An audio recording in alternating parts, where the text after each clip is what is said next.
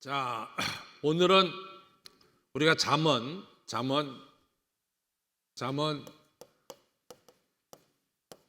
26장 1절로부터 28절을 생각하는데요. 잠언 25장으로부터 시작해서 이제 28장까지 히스기야 왕의 이 신하들이 성전을 정리하면서 발견한 솔로몬의 잠언입니다. 솔로몬의 잠언. 그래서 우리가 그동안에 좀 몇 번 쉬었어요. 그래서 25장하고 우리가 1절로부터 28절은 우리가 생각했는데, 여기는 누가 정말 신실한 신하냐, 신실한 신하에 대해서 우리가 생각을 했습니다. 오늘 두 번째로 26장 1절로부터 28절을 생각하는데, 여기는 뚜렷하게 세 가지가 나와요. 첫 번째는 미련한 자에 대해서 나오고, 두 번째는 뭐가 나오냐면 게으른 자에 대해서 나옵니다. 게으른 자. 세 번째는 정말 우리만 맞다나 쓰잘데없이 남의 일 창간하고, 그 다음에 두 번째로는 아주 겉과 속이 아주 다릅니다. 겉과 속이 다르고, 세 번째는 이제 그 패역한 자에 대해서 나오고 있어요. 그래서 우리가 이제 아주 분명한 26장은 좀 쉬워요. 1절로부터 12절은 미련한 자에 대해서 나오고, 또 13절로부터 16절은 게으른 자에서 나오고, 17절로부터 28절은 네 가지 유형의 잘못된 자가 이제 등장하고 있습니다. 그래서 오늘 여러분들이 잠언 26장을 읽으면은 좀 더 여러분과 저는 쉽게 이제 이해가 될 줄로 압니다. 그래서 우리 본문으로 좀 돌아가서 보면은 26장 보면은 이제 1, 2, 3절입니다. 미련한 자에게는 영예가 적당하지 아니하니 마치 여름에 눈 오는 것과 추수 때에 비 오는 것 같으니라. 여기서 이 영예라는 것은 굉장히 중요한 말인데, 이 영예는 아주 중요한 말입니다. 카보드라고 해서, 이것은 우리가 하나님을 영화롭게 한다 할 때 쓰는 말이 카보드. 내가 우리 부모님을 공경한다 할 때 쓰는 말이 역시 카보드. 이것은 약간 무겁다는 뜻이 있어요. 무겁다. 그래서 우리가 부모님을 절대로 가볍게 여겨서는 안 된다 하는 거예요. 부모님을 카보드 하면은 부모님을 무겁게 여겨야 된다. 부모님을 함부로 다뤄서는 안 된다. 우리가 하나님을 함부로 다뤄서는 안 되듯이, 이 카보드란 말은 좀 더 무겁게 하나님을 찬양하고 부모님을 공경하는, 무겁다는 뜻이 있어요. 근데 미련한 자는 이게 절대로 어울리지 않는 거야. 만약에 미련한 자에게 영예를 준다는 것은 무슨 얘기냐면, 한여름에 눈이 오는 것과 같다는 거지. 한여름에 왜 눈이 옵니까? 그건 정말로 이상한 일이야 이거지. 그러니까 절대로 미련한 자에게는 영예를 줘서는 안 된다. 또 미련한 자에게 영예를 주는 것은 가을 추수가 한참 추수할 때 비 오면 되겠어요, 안 되겠어요? 비 오면 절대 안 된단 말이지. 그러니까 그건 이치에 맞지 않는 거라, 이런 얘기입니다. 그래서 26장 1절에 그 말씀이죠.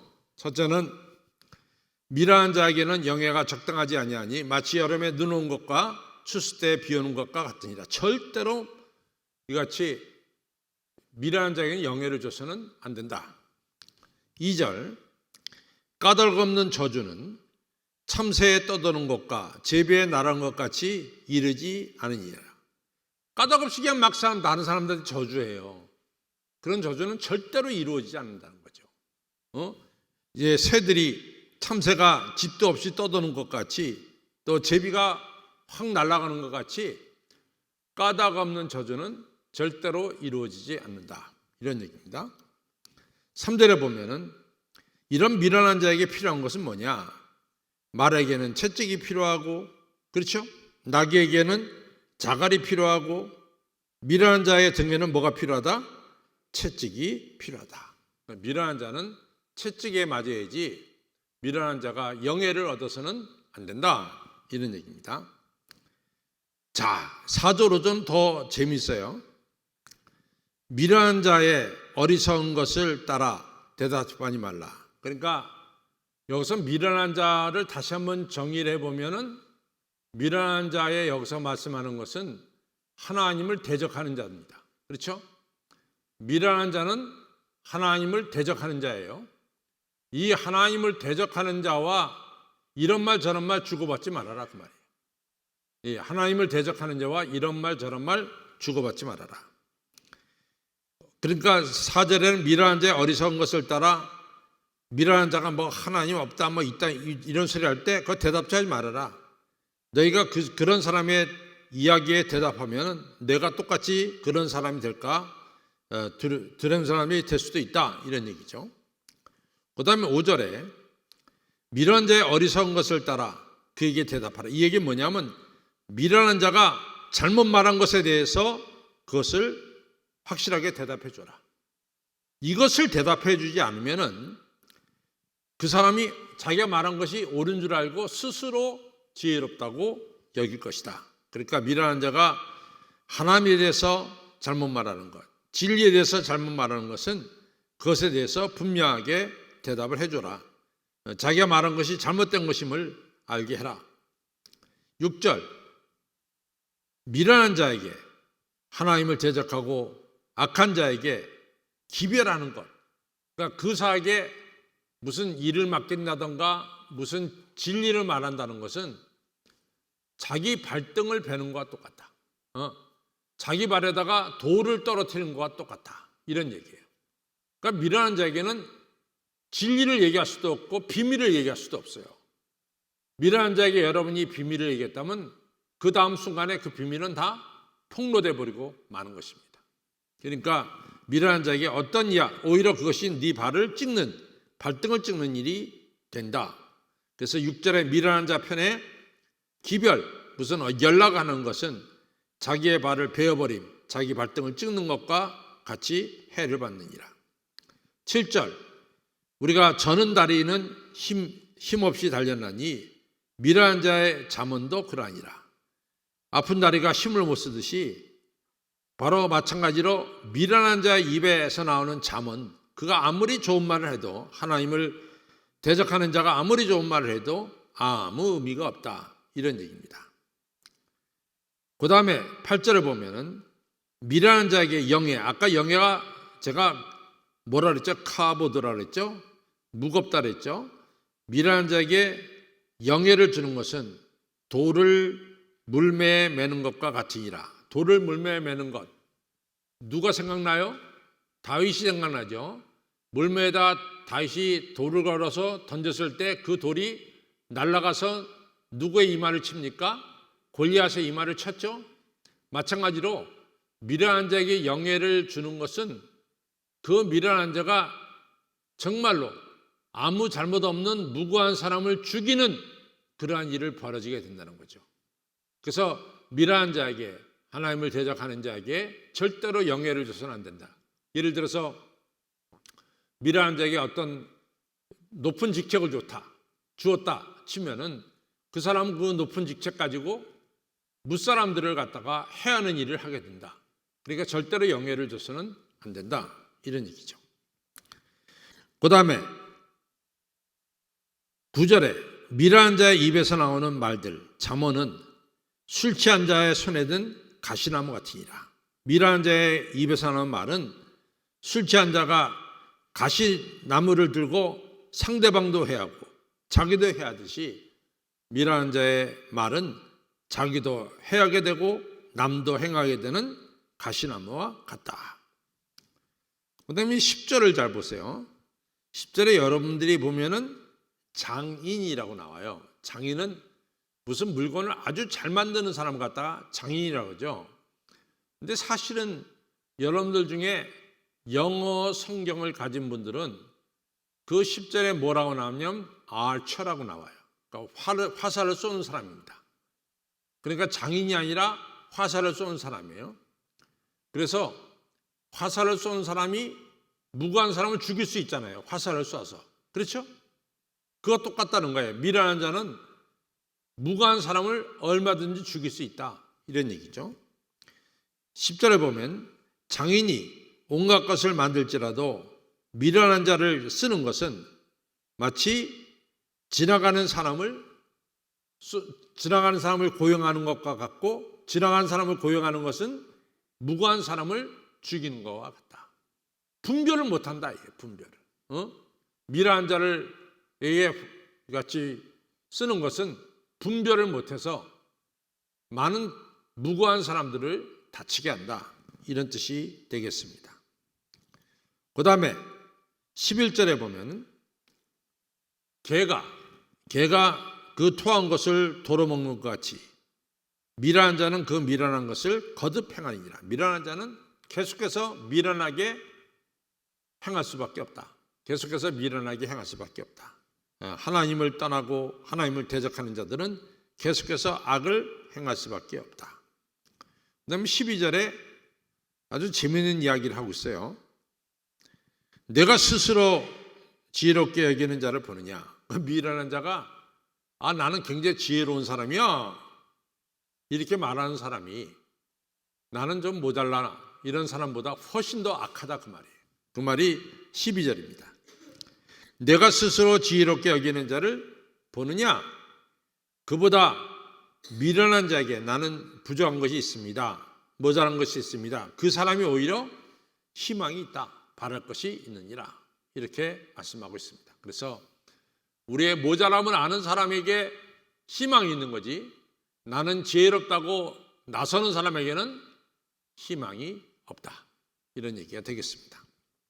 자, 그 다음에 이제는 13절부터 16절에 이 게으른 자를 좀 보겠습니다. 너무 재밌게 표현했어요. 게으른 자는. 게으른 자 첫 번째, 게으른 자는 이제 집에 길가에 사자가 있다, 거리에 사자가 있다 하느니라. 남 안 나가. 집 밖에 무슨 사자가 있어요. 말도 안 되는 얘기 한다고 사자가 있다 하면서 집 밖에 나가지 않아요. 두 번째로 뭡니까? 이 게으른 자는 침대에 붙었어. 침대에서 떨어질 줄을 몰라. 침대에 붙어서 지냅니다. 그 표현을 재밌게 얘기했죠.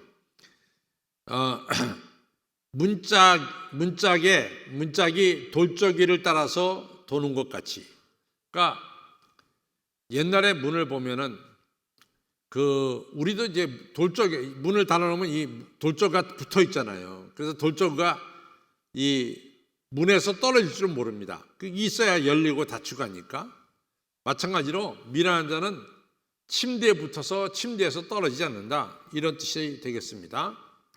자, 14절에 문짝이 돌적 위에 돌자구를 따라서 도는 것 같이 게으른 자는 침상에서 구우느니라. 침상에서 떨어질 줄 모른다. 침상에 붙어 있다. 그런 얘기예요. 세 번째로 미련한 자가, 게으른 자가 얼마나 정하냐면, 게으른 자는 그 손을 그릇에 놓고도 그 손에 올리기를 괴로워하느니라. 아주 게으른 자의 아주 손 하나 까딱하지 않는 자들. 그렇죠? 게으른 자를 그렇습니다. 손 하나 까딱하지 않는 자. 이 게으른 자의 하나 둘 셋이 나옵니다. 게으른 자는 밖에 나가기 싫어하고, 게으른 자는 침대에 붙어 있고, 게으른 자는 손 하나 까딱하기를 싫어한다. 또 게으른 자가 또 정말로 우리가 이해할 수 없는 것은, 이 게으른 자는 또 입이 살아 있어요. 그래서 게으른 자는 선이 대답하는 사람, 그러니까 지혜로운 사람보다, 지혜로운 사람 7명보다 자기는 더 지혜롭다, 이렇게 생각하는 거예요. 자기는 더 지혜롭다, 이렇게 생각하는 거죠. 우리가 이제 마태복음 25장에 보면은 그 달란트의 비유가 나오죠. 달란트 비유에서 5달란트, 2달란트 받은 자는 받은 즉시 나가서 일했어요. 근데 한 달란트 받은 자는 아무것도 안 했습니다. 그리고 땅속에 숨겨뒀습니다. 우리 주인은 아주 독한 사람이기 때문에 심지 않은 데서 거두고 또 이 모은 곳에서 거두린다. 해치지 않은 데서 거두느니라 이렇게 말해요. 그러니까 우리 주인이 이렇게 아주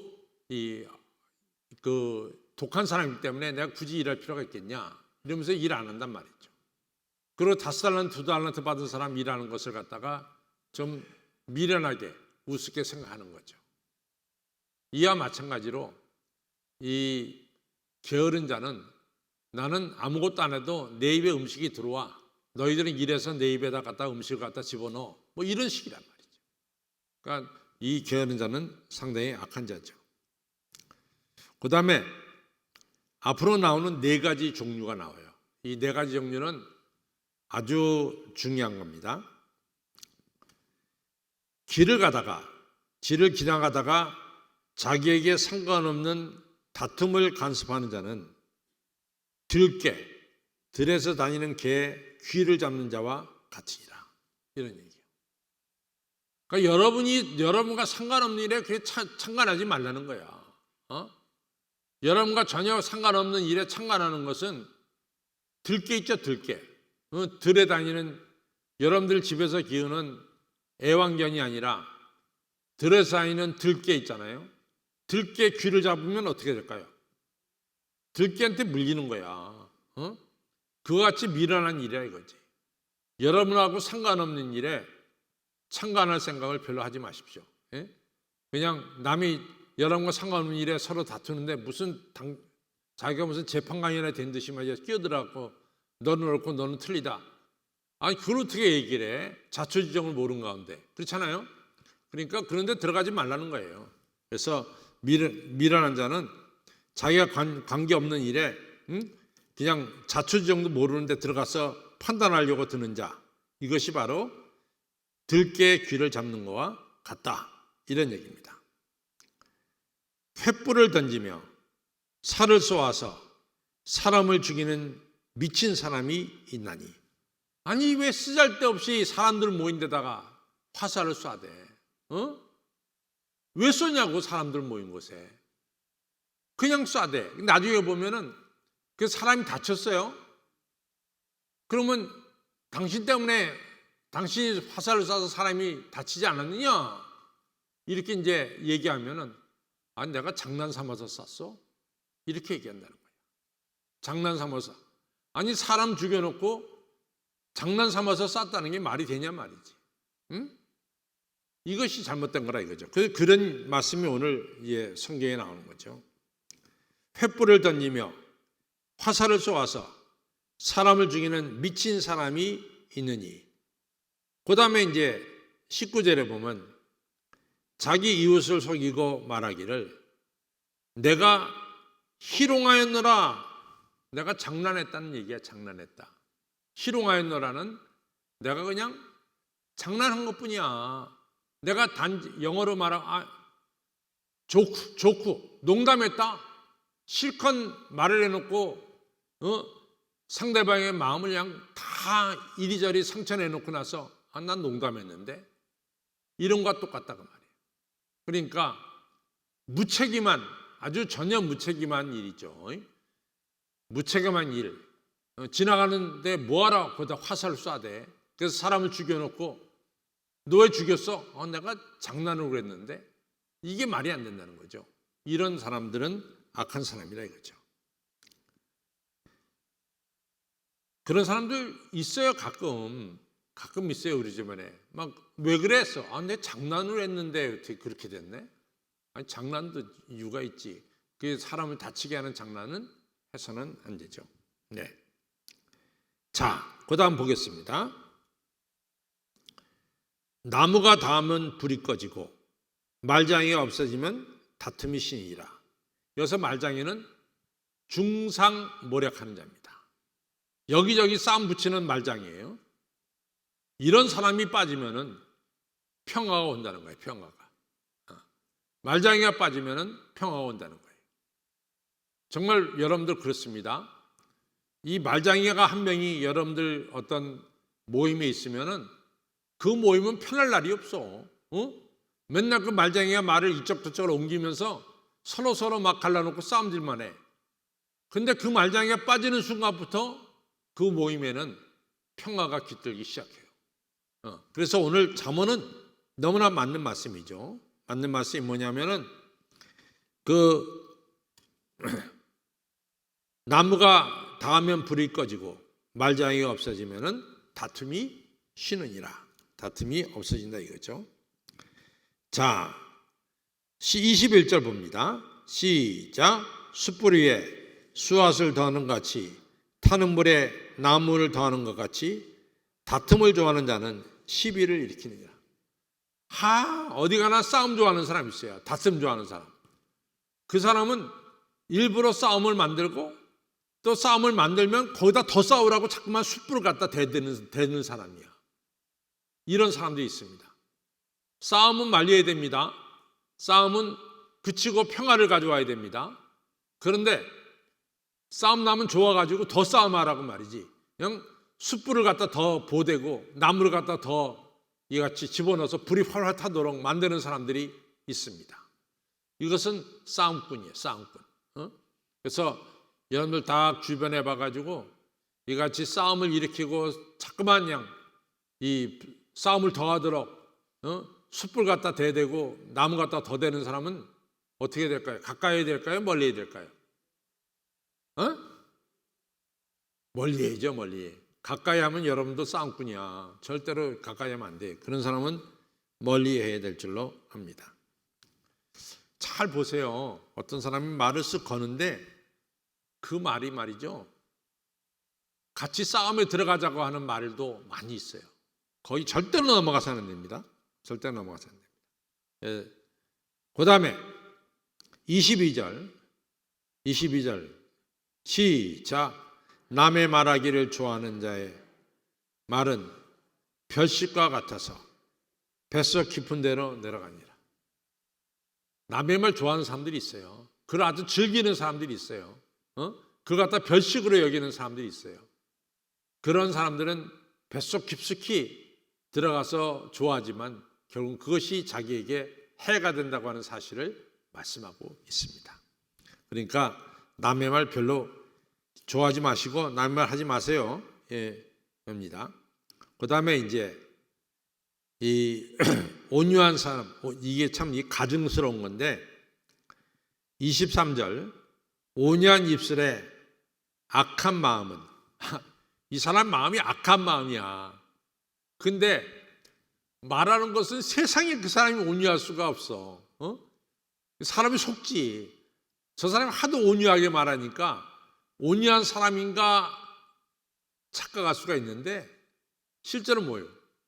그 앞에 악한 사람이라는 거지. 그것은 그릇을 볼 때 그릇이 굉장히 화려한 그릇이지만 잘 들여다보면은 그 그릇 안에 찢기와 이런 더러운 것들이 그릇 안에 있다는 거죠.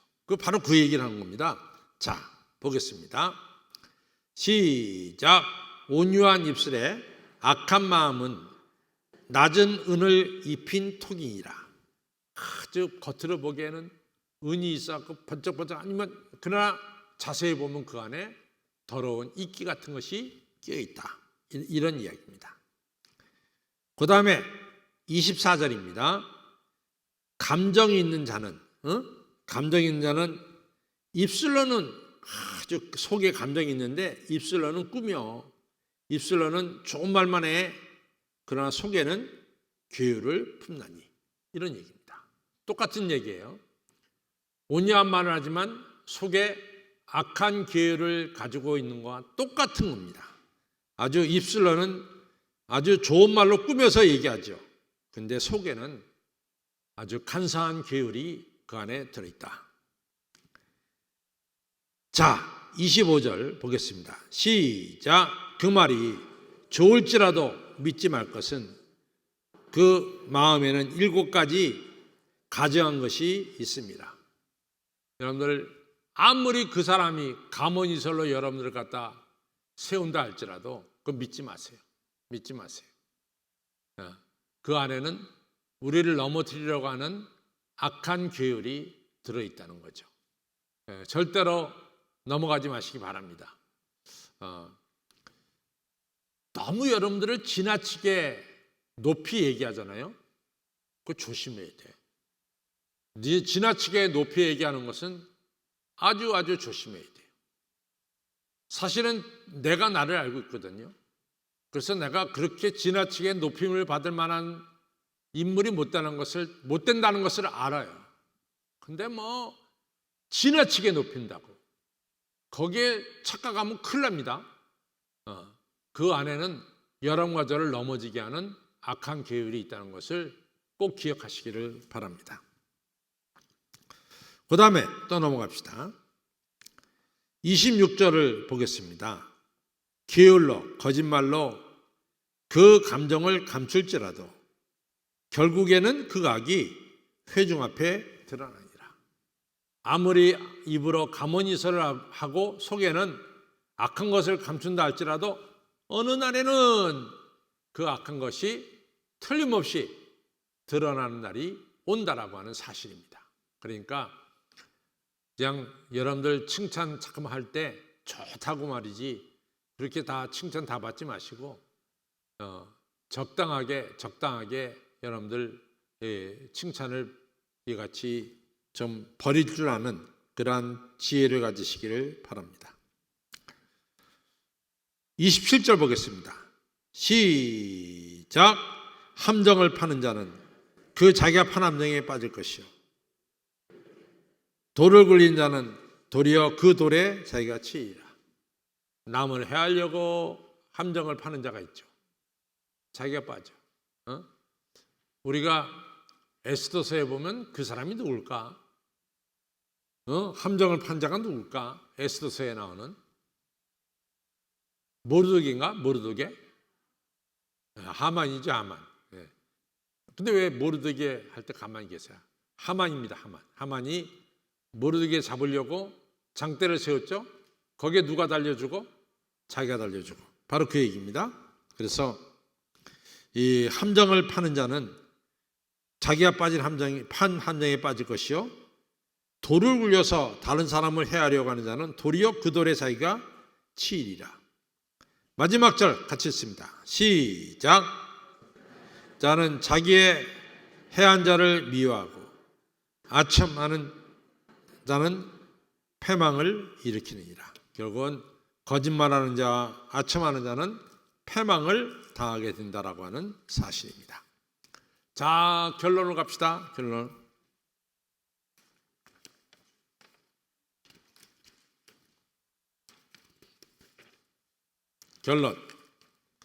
시작. 하나님을 대적하는 미련한 자에게는 영광이 아니라 매질이 어울린다는 것입니다. 그러니 그 미련한 자를 조금도 따라해서는 안 된다는 것입니다. 왜냐하면 미련한 자와 말을 주고받으며 미는다는 것은 자기 발을 베는 것과 같다는 것입니다. 게으른 자는 빈궁하게 되고 미래의 희망이 없다는 것입니다.